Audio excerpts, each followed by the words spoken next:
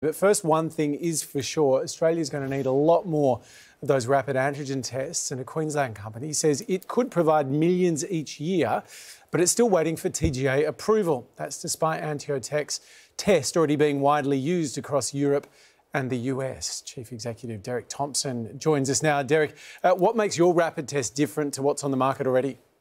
It operates on a reader base, so there's a small desktop reader that comes with the test platform, and the cassette which holds the patient sample goes into that reader. And so it's a very highly accurate test because of the reader doing the work for the interpretation. But it also means that the reader collects data. In other words, it collects the patient result and turns and holds that result. And that data can be transported to any other application. And Derek, is this something that can be done at home? So can users buy this test and do it at home as well? It's going to be used in a clinical scenario, so screening areas such as we've seen the lineup for over recent days, or in a doctor's office, or in an emergency department, or in a pharmacy where the unit can be placed and people can come to that unit and have a test in 15 minutes. Derek, obviously your company and plenty of others like it have been working on rapid antigen tests for some time, trying to offer them to governments to take up in the event that they're needed. Do you understand why it is that Australia now seems to be, at a government level, in this total panic about getting our hands on rapid antigen tests when they've already been made available elsewhere in the world so easily? Well, I just think we're slow. We've been critical of governments across Australia for not taking up rapid antigen testing earlier.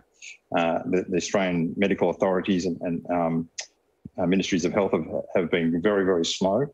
A lot of organisations have had a bias away from the use of rapid antigen testing in favour of PCR testing. But why of course, is that? Do they explain that position to you, Derek?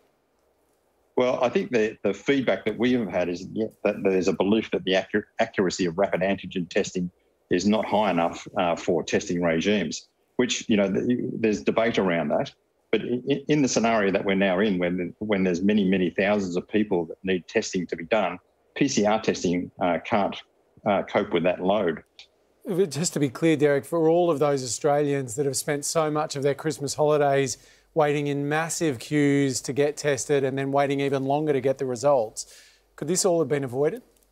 Oh, absolutely, yeah. We did see that. We saw it coming a while ago. We saw what happened in Europe. There were some mistakes made in Europe as well around the adoption of rapid antigen testing, and things didn't go well. Some of the testing processes in Europe were put under a great deal of strain and have been again more recently, but they do use rapid antigen testing to alleviate that strain, and we just haven't done it here in Australia quick enough. Derek, thank you very much for your time tonight. Great, thanks for having me.